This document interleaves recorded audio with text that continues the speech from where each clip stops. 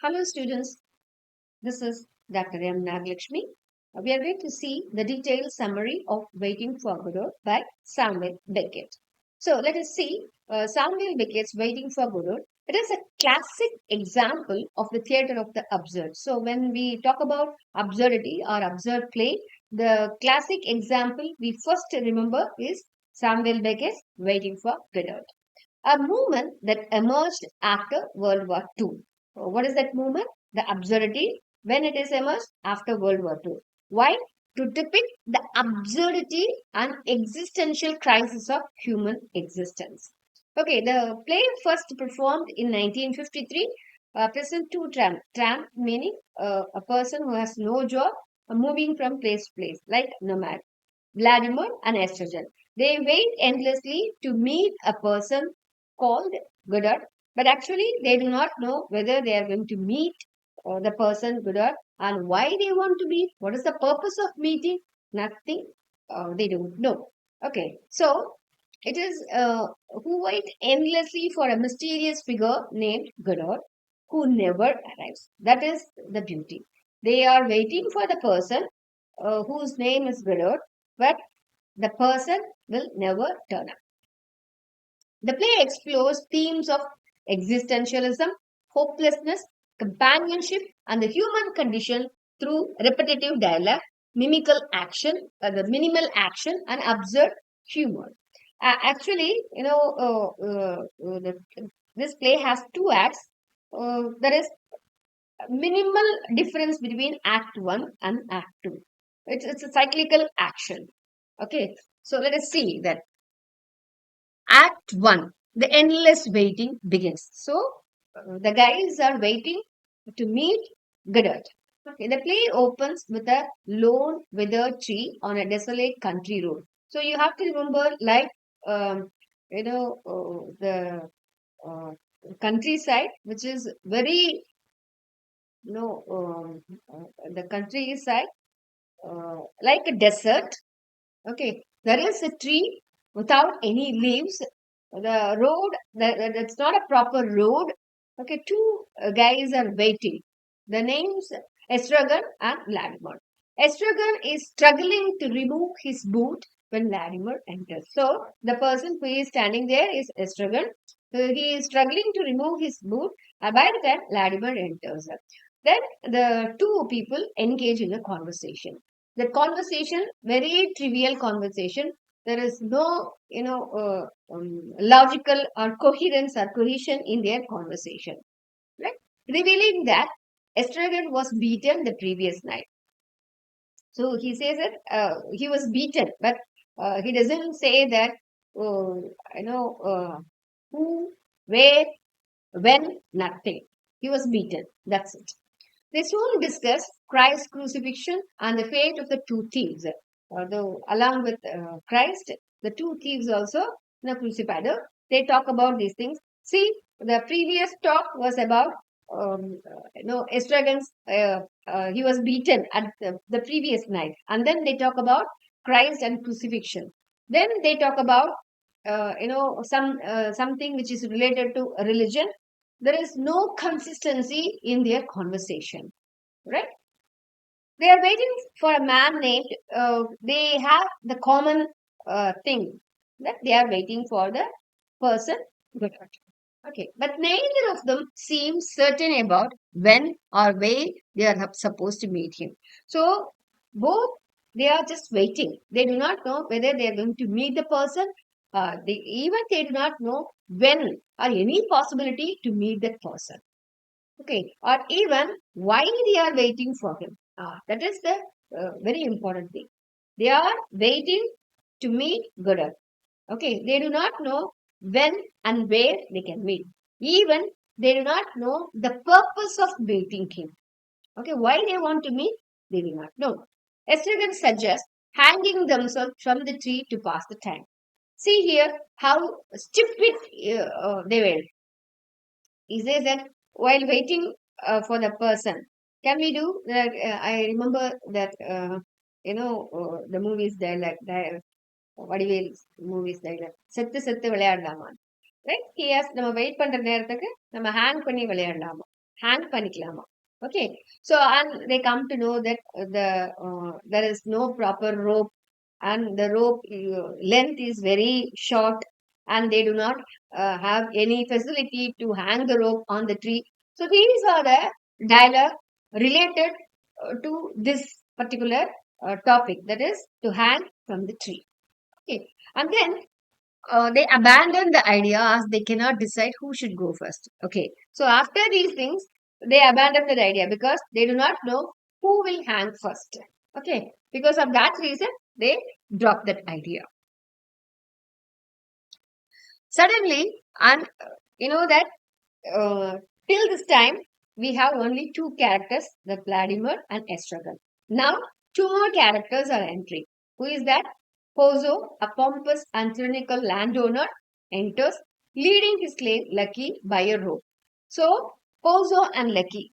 Pozo is a master and Lucky is a servant. Okay, because he is a servant, he tied with a rope. Okay, so he dominates, Lucky. Pozo dominates the conversation, eating a chicken and tossing the bones to Estragon. Okay, Lucky, burdened with the bags, remains silent. So, Pozo treating him like animal, like a donkey, right? Pozo explains that he intends to sell Lucky because he has become a burden. Like no, the master wants to sell a slave. That tone he talks so authoritative, and he gives all the burden to Lucky. When asked to entertain them, Lucky performs a clumsy dance and delivers an incoherent monologue filled with fragmented philosophical, religious, and scientific references before collapsing in exhaustion. So, whatever the master says, he has to obey. Whether it is a dance, he has to dance. Whether it is something he has to say, he has to say. So, entertaining, all right? Till he gets exhausted, he has to say. But when compared to Pozo, Lucky is a little bit brilliant because intellect.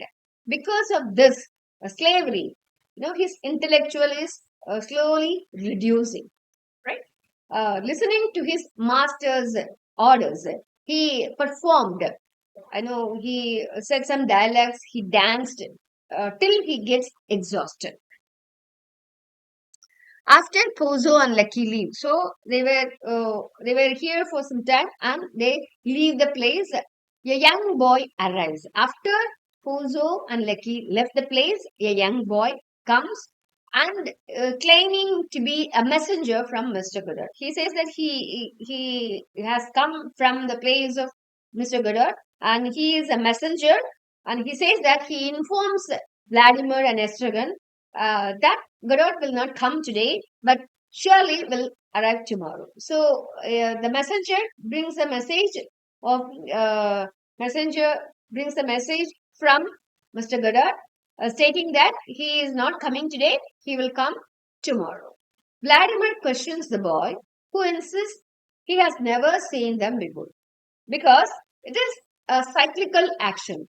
The same thing happened previous day also. That's why he questions the boy, "Do you remember me?" He says that the boy, puzzled and says that for the first time he is seeing them. As night falls, Estragon and Vladimir decide to leave but remain motionless as the curtain falls. So, when the first scene completes, okay, they say that night, now it is night, so we have to go to our place and then we'll come tomorrow. But neither of them move, they just frozen, right? Then the curtain falls. This is Act 1. Now, Act 2, a repetition of waiting. The same thing, the cyclical thing, right? The next day, the setting remains unchanged except that the tree has sprouted a few leaves. The previous setting, only one thing is different now. The tree in the previous act, withered tree, now it has some a few leaves, sprouted a few leaves. Vladimir enters first and begins singing. Estragon arrives barefoot, having been beaten again. So Vladimir first enters the scene and singing. Again, the restaurant arrives barefoot and stating that he was beaten again, like the previous act.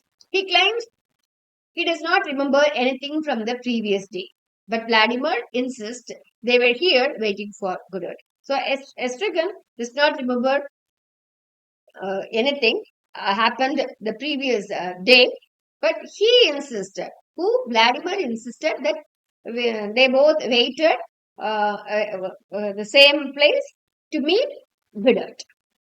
So to pass the time, they engage in meaningless conversation and pretend to be Poser and Lucky. So now, the previous act, to pass the time, they just engage with the conversation, meaningless conversation, and they talked about hanging in the tree. Okay, now they started talking, and they want to mimic, and they want to um, pretend to be Pozo and Lucky. Esvegan briefly leaves but returns immediately, frightened. Soon after, Pozo and Lucky reappear, but this time again the same thing happened. Pozo and Lucky came, but this time in a different, they are different now. Why? Pozo is blind and Lucky is mute. So the previous act, we have seen that Pozo, the authoritative owner, right? Now he's blind. And Lucky, dancing and entertained with more monologues, philosophical thought. Now he's mute. Okay. Pozo stumbles and falls, and despite Vladimir and Estragon's efforts, they are unable to help him.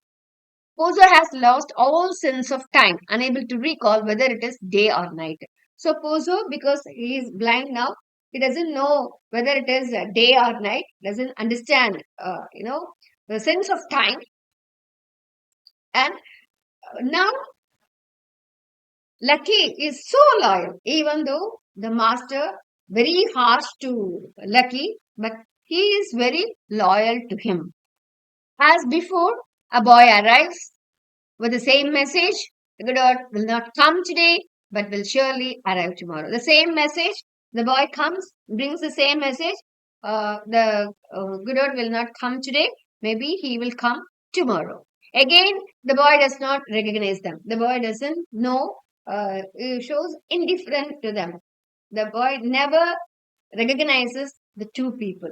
What is his, you know, he comes and delivers the message. That's it. Vladimir desperately seeks confirmation that he was seen, but the boy remains indifferent. As night falls, Estragon and Vladimir again consider leaving, but remain still frozen in their endless cycle of waiting. So, what do we understand from this? The same thing, repeats, cyclical action. They both want to leave the place, but they won't go. They just stand still. Okay, the same thing again and again, repeating. Okay, that's why that absurdity. The themes of uninterpretation, absurdity and meaninglessness. The play illustrates the absurdity of human existence through repetitive dialogue and circular action. The characters engage in trivial activities to pass time, reflecting the futility of human effort in an indifferent universe. Okay, time and repetition. Time in the play is uncertain and cyclical. Despite the passage of days, nothing fundamentally changes, emphasizing the stagnation of life and illusion of progress. Existentialism and search for meaning. So they both waiting can be seen as a metaphor for the human search for meaning in an indifferent universe. So his absence, whose absence? Godot's absence suggests the unattainability of absolute meaning, faith, or salvation. Religion and Godot as a symbol. Many interpretations see Godot as a representation of God or salvation, with others argue that he symbolizes any unattainable goal. The character's blind faith in Godot mirrors religious devotion without tangible proof. So, friendship and dependence, despite their constant bickering, Vladimir and Estragon's relationship highlights human interdependence.